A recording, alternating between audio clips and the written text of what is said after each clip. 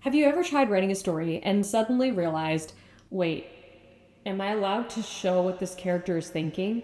How much should I show of what they're thinking? Or even worse, someone reads your story and they're like, You just head hopped halfway through this scene. and you're like, what does that even mean? Point of view is one of the most confusing aspects of storytelling. And it's not just a technical choice. It's not just a stylistic thing.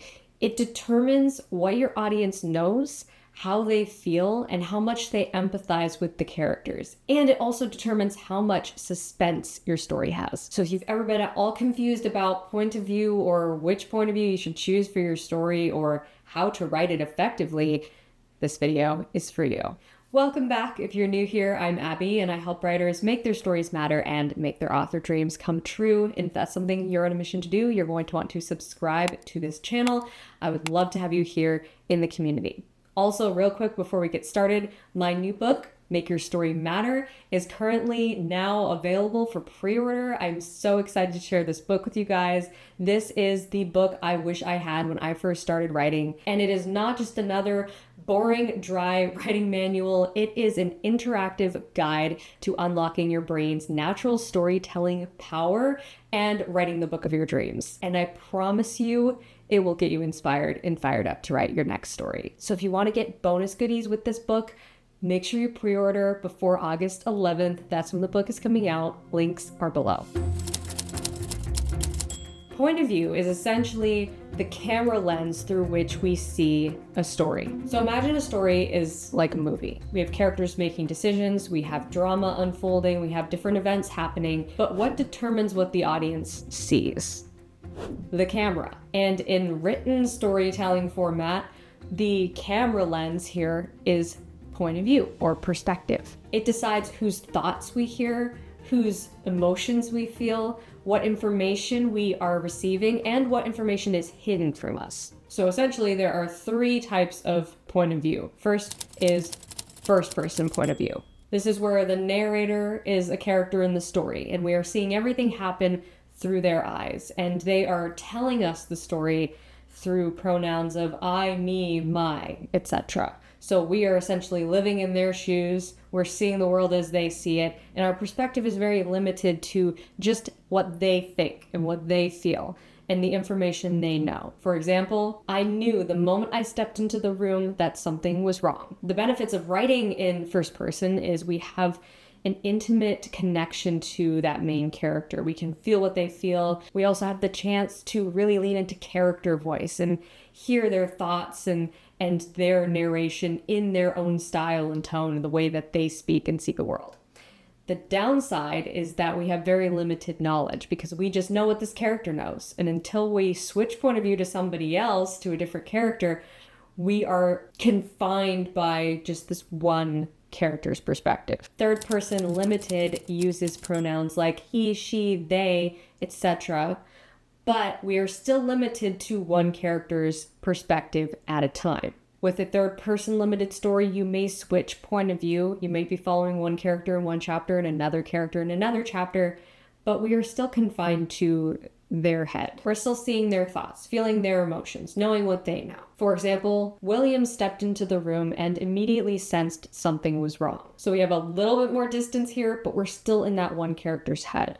We're still only seeing and feeling what they see and feel. The downside is that you can risk feeling a little bit detached from the character if you want your reader to experience really living in the shoes of your character. Third person limited might feel a little bit too detached, but as a writing style, it might feel a little bit more sophisticated, a little bit more polished, maybe more suited to genres like historical fiction or fantasy. Third person omniscient means the narrator can see everything. For example, William sensed something was wrong, though he didn't yet realize that Eliza had already discovered the truth. So the benefits here are we know all the characters' thoughts, we can see a lot of different things happening at once, we can kind of get this 1,000-foot view of the whole story without having to be limited or confined to one character's head.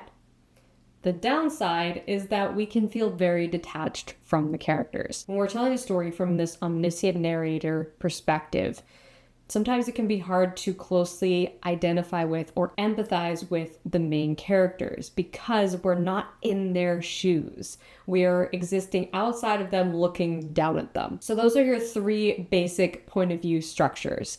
And every writer will have a different preference of what they prefer to write from. But the real power of point of view is not just in the grammar or the writing style, it's in how much the reader knows about what is really going on. What if I told you that what point of view you choose determines how much suspense your story has? For real, it does. Suspense doesn't come from explosions and car chases and jump scenes. It comes from controlling information. For example, let's say we're writing a scene where a woman enters a dark, spooky house. If we're writing limited point of view, from her perspective, it might be something like, she stepped inside the house and the door creaked shut behind her. She held her breath, listening, but the house was completely silent. In this situation, the reader only knows what she knows. We're just seeing things through her perspective. There's tension, there's a little bit of uncertainty, but we don't know that this is actually a scary situation. Could just be the point of view character freaking herself out. But if we were writing the same scene from an omniscient point of view, it might be something more like this. She stepped inside the house, the door creaking shut behind her. What she didn't realize was that someone was already waiting upstairs. Now the reader knows more than the character, which creates a sense of dread and suspense and anticipation. I talked about this a little bit in my video on pinch points a few years ago, but there are different types of suspense. With shared suspense, we know what the character knows. We're seeing everything through their perspective. If they're scared about something, we're scared about it. But vicarious suspense shows us something that the character doesn't know. And this is known as dramatic irony. You see this used a lot in mysteries and horror movies and any sort of suspenseful situation where we see the threat looming in the distance or we see the threat that is yet to enter the scene and the character doesn't know what kind of trouble they're in for, but we know, and we're almost scared for them before the threat even shows up in the character's life. That's just one quick example of how limited point of view versus omniscient point of view can give you different effects on the reader depending on what you're showing them. How much information are you giving them? There is no right or wrong here. Both techniques work for different scenarios. Remember, the closer we are to the point of view character's mind and heart, the stronger the emotional connection. Close point of view lets us experience the character's inner world, not just their actions. This is why young adult novels often use first person. Thrillers often use third person limited.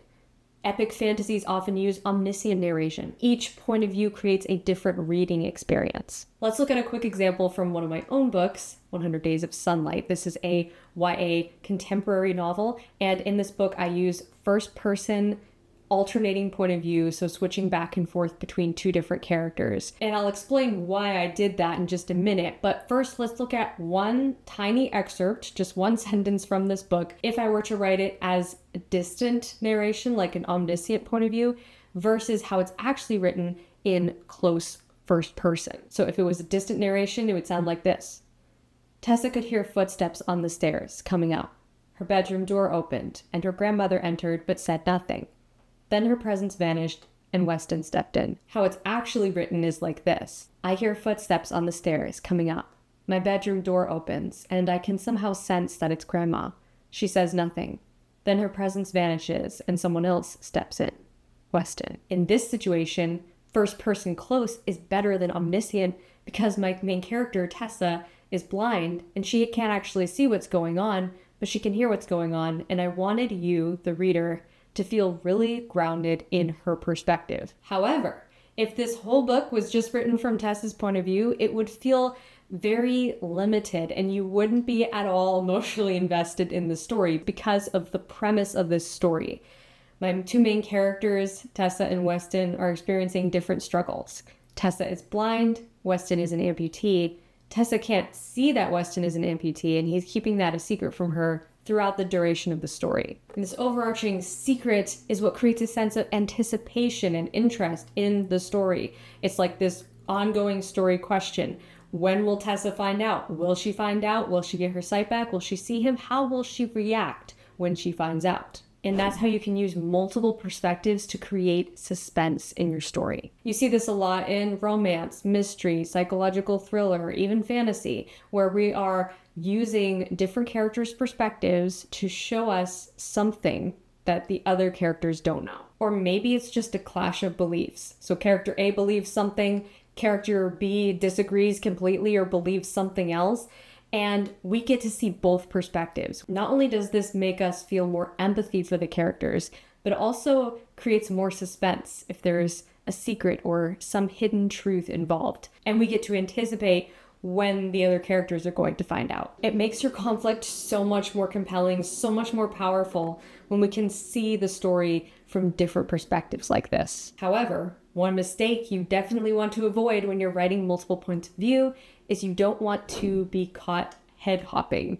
So head hopping essentially is when you're in the middle of a chapter and you've already chosen whose point of view it's going to be, and suddenly you jump out of one character's head into the other character's head.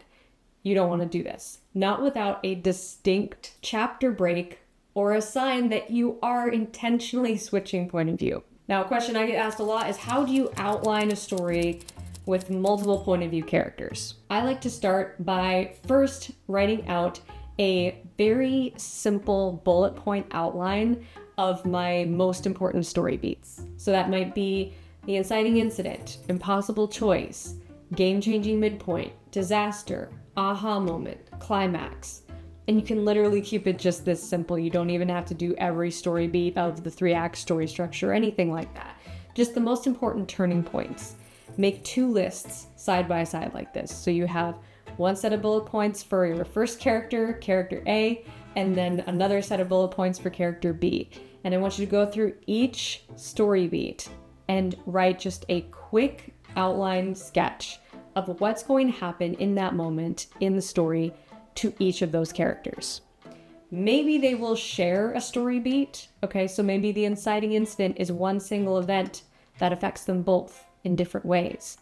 But in that case, I want you to just write down how it affects each character differently, because we need to make sure both point of view characters are significantly impacted at every story beat. You don't want to forget about one character's perspective because you got so caught up in this other character's perspective. You want both your characters to have strong narrative journeys.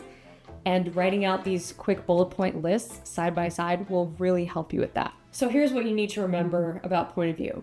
It's not just about writing style, it's not just about grammar choice. It's about how much we are controlling information and what kind of experience we want our reader to have. So if you're struggling to figure out what point of view you should choose for your story, here are some questions to ask yourself to get your creative juices flowing. Which character should the reader experience this story through?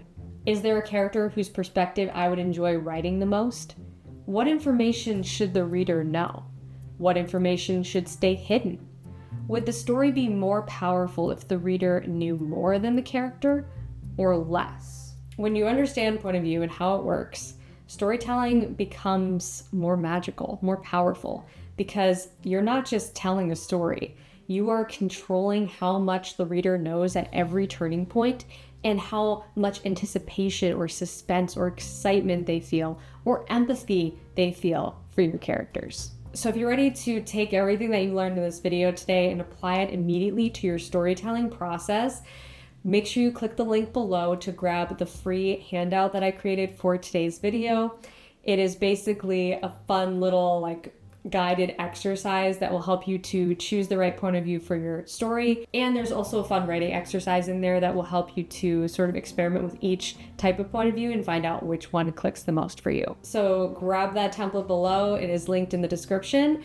And also while you're down there, comment and tell me what is your favorite point of view to read or write. I would love to hear it. My personal favorite is first person, close, and preferably switching between multiple characters. Smash that like button if you haven't already, and make sure you subscribe to this channel. I would love to have you here in the community. Also, don't forget to pre-order your copy of Make Your Story Matter. There's going to be some really fun bonus goodies included with your pre-order. Link for that is below as well. If you know what point of view you want to write in your story, but you're unsure about how to make your character feel unique and different and not sound like you, I would highly recommend checking out this video where I give my best tips for writing characters who are not like you and making your characters' voices unique and fresh and interesting. I will see you over there, or I'll see you in the next one. Until then, my friend, happy writing, and as always, rock on.